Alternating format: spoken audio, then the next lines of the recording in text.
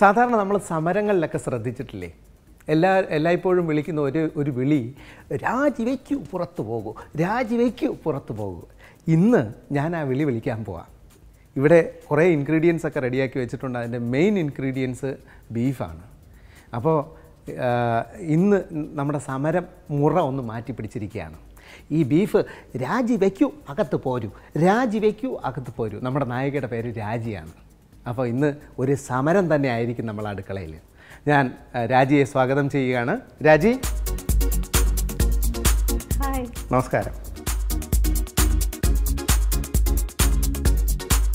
നമസ്കാരം. അപ്പോൾ സമരം ചെയ്യട്ടെ, വരൂ വരൂ. സമരം ചെയ്തു. ഈ ബീഫ് രാജിവെക്കൂ അകത്ത് പോരൂ. സ്വാഗതം. സ്വാഗതം. നമ്മുടെ അടുക്കളയിലേക്ക് ആദ്യമായിട്ടല്ലേ വരുന്നത്? അതെ.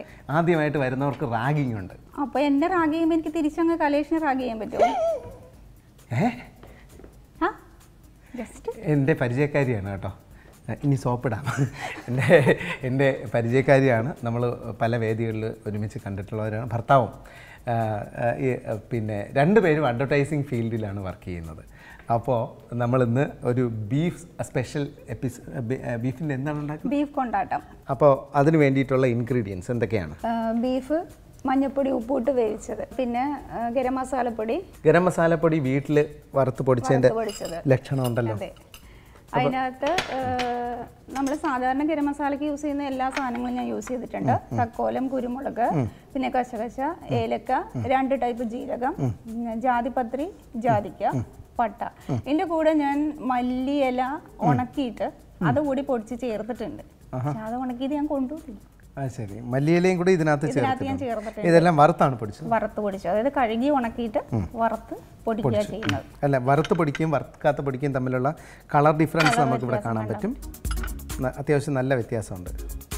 ഒരു ഡാർക്ക് ടോൺ കിട്ടും. ഗരം മസാല കഴിഞ്ഞു. ഇനി ഉണക്കമുളക്, 1 തക്കാളി, വേപ്പില, തൈര്, പിന്നെ ഒരു സവാള ചെറുതായി അരിഞ്ഞത്, പിന്നെ കൊച്ചുള്ളി ചതച്ചത്. ഇത് ഞാനൊരു 10-20 കൊച്ചുള്ളി എടുത്തിട്ടുണ്ട്. മീഡിയം ടൈപ്പ് ആയതുകൊണ്ട് എടുത്തിരിക്കുന്നത്. വലുതാണെങ്കിൽ ഇത്രയും വേണ്ട. കുരുമുളക് പൊടി, മഞ്ഞൾപ്പൊടി, ഉണക്കമുളക് ചതച്ചത്, ഇഞ്ചി, വെളുത്തുള്ളി, 2 പച്ചമുളക് ചതച്ചത്, ഇഞ്ചി വെളുത്തുള്ളി പേസ്റ്റ്, ഉപ്പുപൊടി, മല്ലിപ്പൊടി, ഇത് കസ്തൂരി മേത്തി, മുളക് പൊടി, മല്ലിയില, എണ്ണ. ഒരു ലോഡ് ഇൻഗ്രീഡിയൻസും ഉണ്ട്. പക്ഷേ ഇത് സിമ്പിളാണെന്നാണ് പറഞ്ഞത്.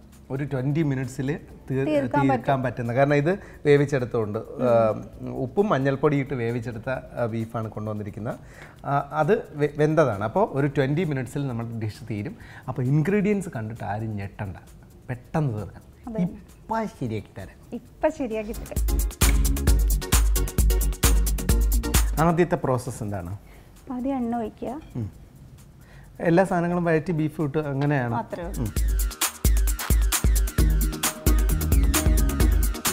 എണ്ണ കുറച്ച് കൂടുതൽ ഒഴിക്കുവാണ്, കാരണം ബീഫ് ഒന്ന് ഫ്രൈ ആകണം, പിന്നെ മറ്റുള്ള ഇൻഗ്രീഡിയൻസും കൂടെ ഒന്ന് സോട്ട് ചെയ്തെടുക്കാൻ വേണ്ടിയിട്ട്.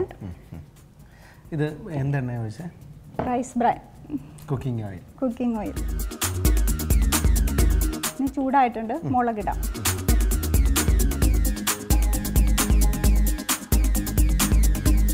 ഇപ്പോൾ നമ്മൾ വറ്റൽമുളക് ഇട്ടു. ഇനി പച്ചമുളക്, ഇഞ്ചി, വെളുത്തുള്ളി ഇടാൻ പോവാണ്. അതൊരു 3 പച്ചമുളക്, പിന്നെ ഞാനൊരു 10 ക്ലോസാണ് വെളുത്തുള്ളി എടുത്തിരിക്കുന്നത്. ചെറിയ കഷ്ണം ഇഞ്ചിയും എടുത്തിട്ടുണ്ട്.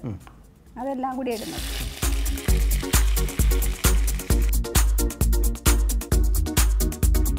ഇതിപ്പോൾ ഒരു ഗോൾഡൻ കളർ വന്നിട്ടുണ്ട്.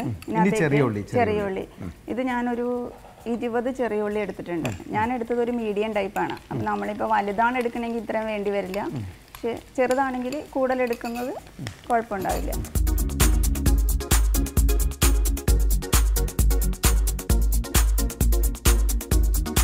ഇതധികം മൂക്കുന്നതിന് മുമ്പ് നമുക്ക് സവാള ഇടാം. കാരണം രണ്ടും കൂടി. ഇതിപ്പോൾ ഒരു സവാള ഉണ്ടോ? ഒരു സവാളയുണ്ട്. മീഡിയം ആണ്, വലുത് ചേർത്തിട്ടില്ല. അതിനകത്തേക്ക് മീഡിയം സൈസിലുള്ള ഒരു സവാളയും കൂടി ചേർത്ത്.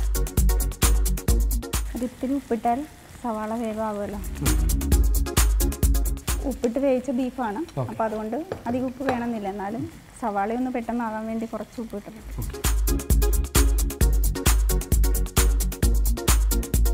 സവാള ഒന്ന് വഴന്നു വന്നിട്ടുണ്ട്. അപ്പോൾ അതിനകത്തേക്ക് 1 സ്പൂൺ. അല്ല, നമ്മൾ ഇഞ്ചിയും വെളുത്തുള്ളിയും ഇതിനകത്ത് ചേർത്തു. പക്ഷെ അതുകൊണ്ടാണ് പേസ്റ്റ് 1 സ്പൂൺ ചേർത്താൽ മതി. ഓക്കെ, നമ്മൾ ചതച്ച് ചേർത്തു. അത് കൂടാതെ ജിഞ്ചർ ഗാർലിക് പേസ്റ്റും ചേർക്കണം 1 ടീസ്പൂൺ. മണം വരാൻ തുടങ്ങി. അടുത്തത് ഇനി ഇതിനകത്തേക്ക് ഈ 1 തക്കാളി, സാധാരണ സോസാണ് ഉപയോഗിക്കുന്നത്. അപ്പോൾ ഇത് പക്ഷേ സോസ് വേണ്ട എന്ന് തീരുമാനിച്ചിട്ട് ഞാൻ തക്കാളി ഫ്രഷ് ആയതുകൊണ്ട് തക്കാളി തന്നെ എടുത്തത്. ഇനി അതിൻ്റെ ഒപ്പം നമുക്ക് കുറച്ച് മല്ലിയില, അത് ആവശ്യാനുസരണം. കൂടുതൽ ഇതിൻ്റെ ടേസ്റ്റ് ഇഷ്ടമുള്ളതാണെങ്കിൽ നമുക്ക് കൂടുതലായിട്ട് യൂസ് ചെയ്യാം. കുറച്ചാണെങ്കിൽ അതനുസരിച്ച് കുറച്ച് യൂസ് ചെയ്താൽ മതി.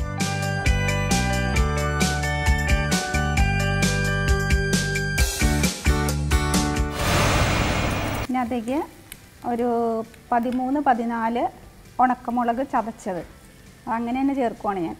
ഒരു സ്പൈസി ആവട്ടെ എന്ന് വിചാരിച്ചിട്ട്.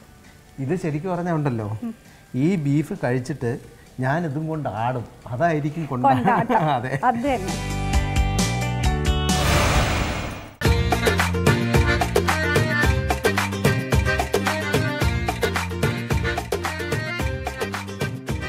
അടുത്ത എന്താണ്? മല്ലിപ്പൊടി 1 ടീസ്പൂൺ മല്ലിപ്പൊടി. ഇനി നമുക്ക് കറിവേപ്പില. ഇനി നമുക്ക് ഒരു കുറച്ച് മുളക് പൊടി.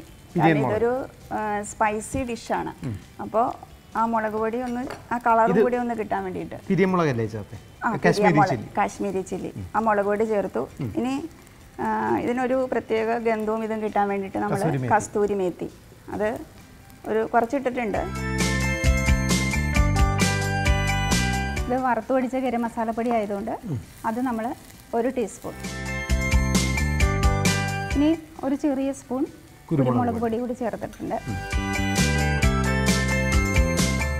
ഇതിനകത്തേക്ക് ഒരു 13-14 ഉണക്കമുളക് ചതച്ചത് അങ്ങനെ തന്നെ ചേർക്കുവാണ് ഞാൻ. ഒരു സ്പൈസി ആവട്ടെ എന്ന് വിചാരിച്ചിട്ട്. ഇത് ശരിക്കും പറഞ്ഞാൽ ഉണ്ടല്ലോ, ഈ ബീഫ് കഴിച്ചിട്ട് ഞാൻ ഇതും കൊണ്ട് ആടും. അതായിരിക്കും കൊണ്ടാട്ടം. അതെ, അത് തന്നെ. ഇതൊരിതായിട്ടുണ്ട്. ഇതിനകത്തേക്ക് നമുക്ക് ബീഫ് ചേർക്കാം. ഇത് ഉപ്പും മഞ്ഞൾപ്പൊടിയും മാത്രം ചേർത്ത് വേവിച്ചിട്ടുള്ള ബീഫാണ്. ഇനി ബീഫ് അതിനകത്തേക്ക് ഇടാൻ പോകണം. ഇടട്ടെ. എത്ര? ഇത് ഒരു 3/4 കിലോ ബീഫാണ്. അത് അധികം നെയ്യില്ലാത്ത, നെയ്യുണ്ട്, ഒട്ടും നെയ്യില്ലെങ്കിൽ അതിൻ്റെ ആ ഒരു ടേസ്റ്റ് കിട്ടില്ലല്ലോ. അപ്പോൾ കുറച്ച് നെയ്യേ ഉള്ളൂ. അത് നന്നായിട്ട് നല്ലോണം ഞാൻ വേവിച്ചിട്ടുണ്ട്.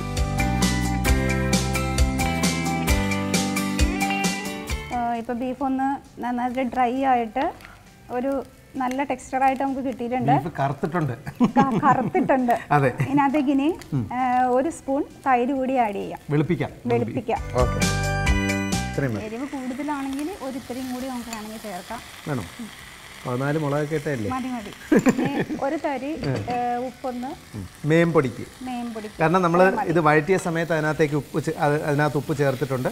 പിന്നെ ബീഫ് വേവിച്ച സമയത്തും ഉപ്പും മഞ്ഞൾപ്പൊടിയും ചേർത്തിട്ടാണ് വേവിച്ചിരിക്കുന്നത്. ജസ്റ്റ് ഒന്ന് ഒരു മൂടി വയ്ക്കണം.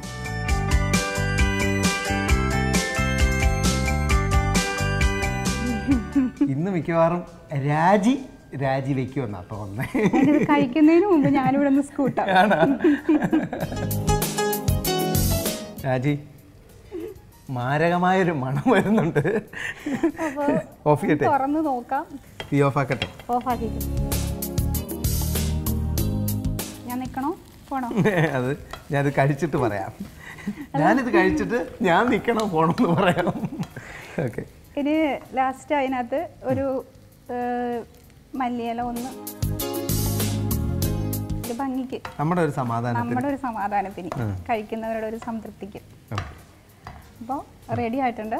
നമുക്ക് എന്തായാലും പ്ലേറ്റ് ചെയ്യാം.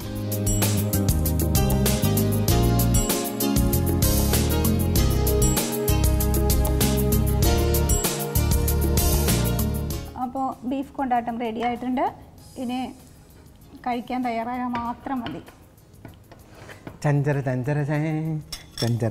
ഇതിൻ്റെ കൂടെ കഴിക്കാൻ ഞാനൊരു കപ്പ കൊണ്ടുവന്നിട്ടുണ്ട്. എന്നെ കൊല്ലി. അല്ല, ആദ്യം ഞാൻ ബീഫ് എടുക്കട്ടെ. ഈ 10-14 മുളകൊക്കെ ഇട്ട് എൻ്റെ സോപ്പിടാൻ വേണ്ടിയിട്ടാണ് തേങ്ങയൊക്കെ ഇട്ട് കപ്പയൊക്കെ റെഡിയാക്കി കൊണ്ടുവന്നിരിക്കുന്നത്. പച്ചവെളിച്ചെണ്ണ വെച്ചിട്ടുണ്ടോ? ഒഴിച്ചിട്ടുണ്ട്. കറിവേപ്പില ഇട്ടിട്ടുണ്ടോ? സമാധാനമായി. എന്നാ കഴിക്കും.